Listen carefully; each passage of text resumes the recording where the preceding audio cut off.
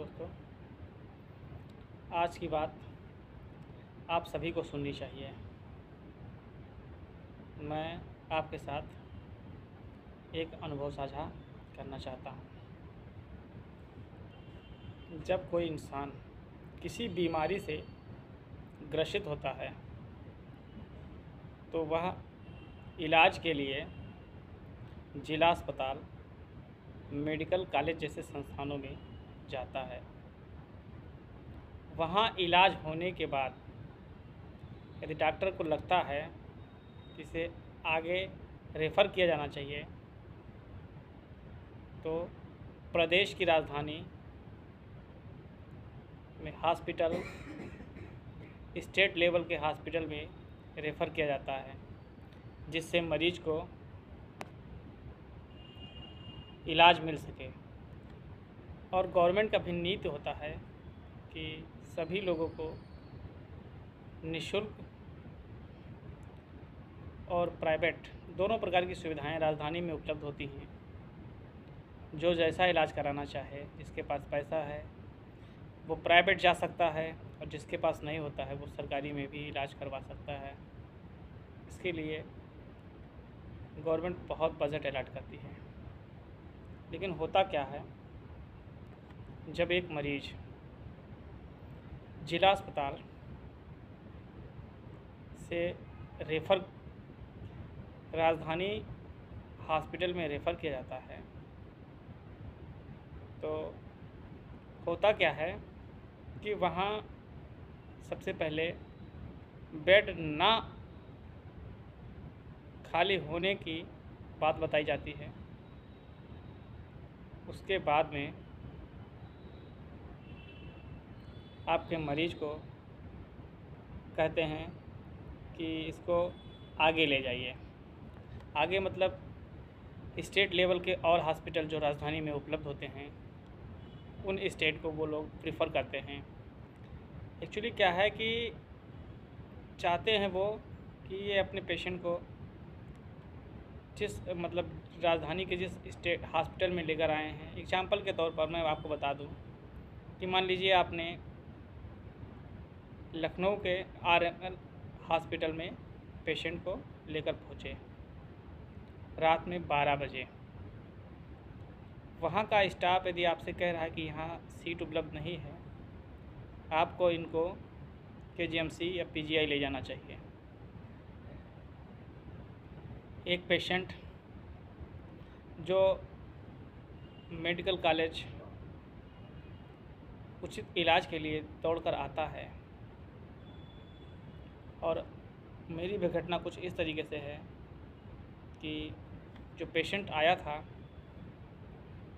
वो बाएं साइड हाथ और पैर से पैरालिसिस था। जब RML में उन्होंने इंक्वायरी की, वहाँ मरीज़ लेकर पहुँचे, तब वहाँ के स्टाफ के द्वारा बताया गया कि यहाँ बेड नहीं है, आप इसे KGMC या SGPGI ले जा सकते हैं। जब पेशेंट कोई घर का परिवार बीमार होता है तो आदमी मरता नहीं तो करता क्या, जो बताया जाता है वही करता है। फिर वो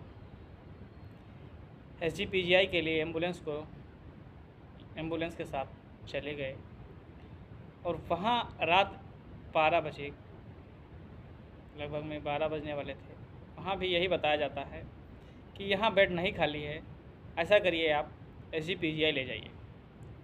अब मैं आप सबसे ये पूछना चाहता हूँ, क्या SGPGI में आगे आपको क्या जवाब मिलेगा, क्या बताएंगे वहाँ?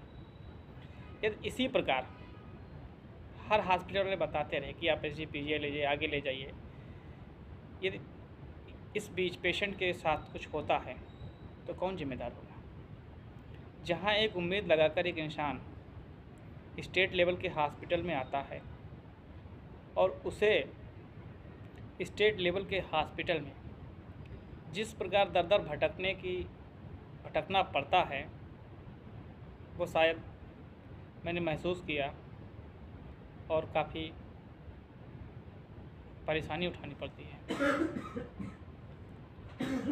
कहते हैं कि डॉक्टर भगवान का रूप होता है, लेकिन शायद जब कोई पेशेंट जो ज़्यादा सीरियस होता है, जब डॉक्टर के सामने पहुंचता है, सरकारी, खासकर सरकारी हॉस्पिटल में ज़्यादातर डॉक्टरों की यह मंशा होती है, या वहाँ उपस्थित जो भी स्टाफ होता है, वो लोग यही चाहते हैं कि इस पेशेंट को यहाँ ले जाए।